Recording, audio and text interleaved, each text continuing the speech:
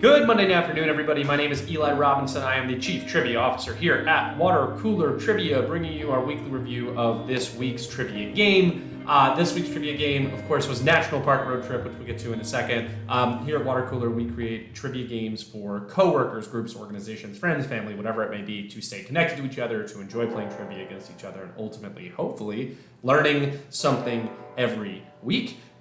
We have a wonderful product you can check out at watercoolertrivia.com, and we have a 4-week free trial, so you can always take a look at what we do. So, as we mentioned, it was National Park Road Trip. Here's how we introduced the game.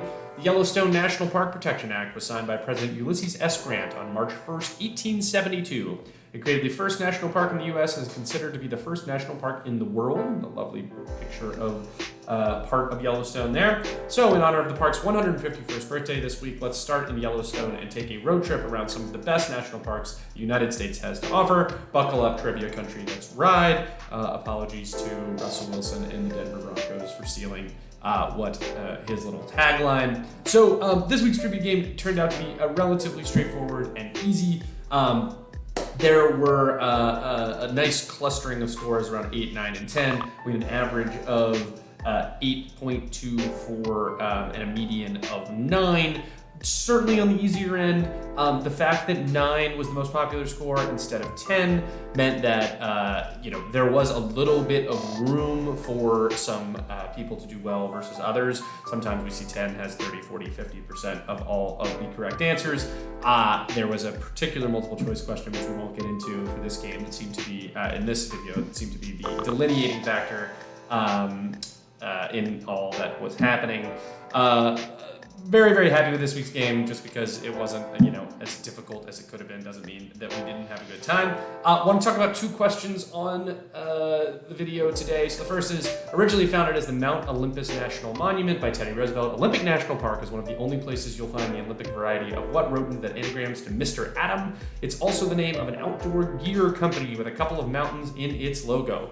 Okay, so when we do anagrams, we put ourselves in a really interesting position because we also tell people that spelling doesn't matter for our quizzes. And I think that it's an important thing to talk about briefly because there isn't a great way to both do an anagram question, but also still give people credit. So on the left here, you have, as of right now, the 5 correct answers, or the 5 strings that we counted as correct answers.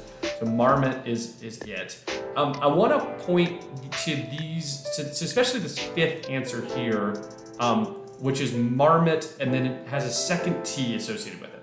So technically, as far as the anagram is concerned, that is wrong, right? Like there's only 6 letters in Mr. Atom, there's only 6 letters in marmot, and someone added a 7th letter there. However, we decided from a kind of judgment perspective that seemed like the person 100% without any question knew what the correct answer was, right? And I think that we stand by the decision to do that.